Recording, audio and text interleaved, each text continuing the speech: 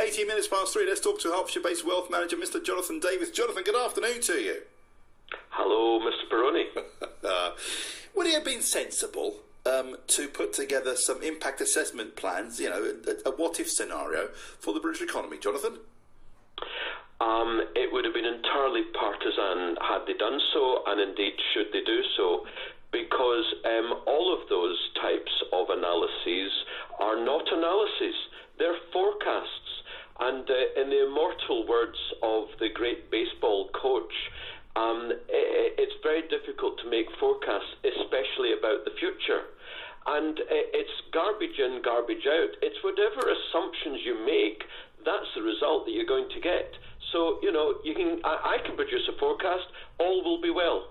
You know, can you say to me that my assumptions are inappropriate? But it's, Jonathan. In the field you work in, of course, you're an independent wealth manager. You will advise your clients on what markets might be like. You will have a pretty good idea of what markets might be doing in the future, in the near, perhaps the long-term future, and that's how you invest money. Surely, the government should have a plan, the what-if scenario for Brexit. You know, scenario 1, scenario 2, just in case they know how to deal with any problems.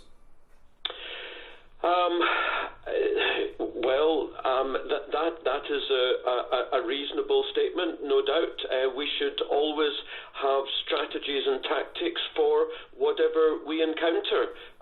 Yes, I would agree with that. The thing, of course, is politicians move on a dime. Whenever the Sunday newspapers say something's not right, it's amazing how on a Monday we get a U-turn. However, yes, they can make whatever forecast they want. They can put in place in writing whatever strategies they want. But then again, would they ever hold to it? Your guess is as good as mine. Well, they probably wouldn't, but at least they'd know. You know, if they plan for option D, for example, and the D case scenario comes up, at least they then know for business, for 58 key sectors, Jonathan, what to do if how to protect that industry, British industry. Well, it seems they've done nothing. Well, that's thinking further on what you just said there, to protect that industry. I don't actually believe that that's the role of government, or it shouldn't be the role of government. I know it has been. They've been particularly focused on protecting the financial services industry. For many years they saved the miners, and then they closed down the mines. Many years they saved the car industry, and then the car industry went to pot. Where do you actually focus?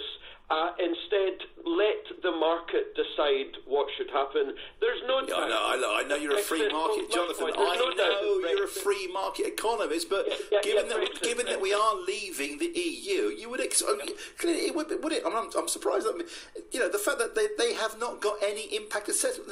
I'm just wondering what it is they've been doing. Maybe they've been busy. Maybe a Christmas panto they're putting on. Who knows?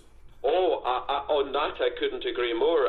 These so-called negotiations, goodness knows what that's all about. As far as I can term, it's a storm in a teacup, or whatever the phrase is. It seems to me they're just sitting around chatting. The EU is saying no, niet, nicht. And we're just turning over and having our tummies tickled, as Jacob Rees-Mogg just said to Theresa May. It turns out that all your red lines are turning pink. I think he was giving the metaphor of semi-socialism there. They seem to be doing nothing, not moving forward over the last sort of year or so. But, this idea about preparing highfalutin reports that this could happen and that could happen. Well, you know what? The government's job is to employ the police and defend the realm and so on. But, Jonathan, we'll get on with let me interject. That's the thing. Because if you and I walked into the Grand Chamber, just outside the Grand Chamber in Brussels this afternoon, on the walls, as you walk, all the European Union impact assessments are there in 27 different, probably more by now. They're all published. Their plans they've been ready to go for ages. We've done nothing. Say we, the government, it would seem, has done nothing.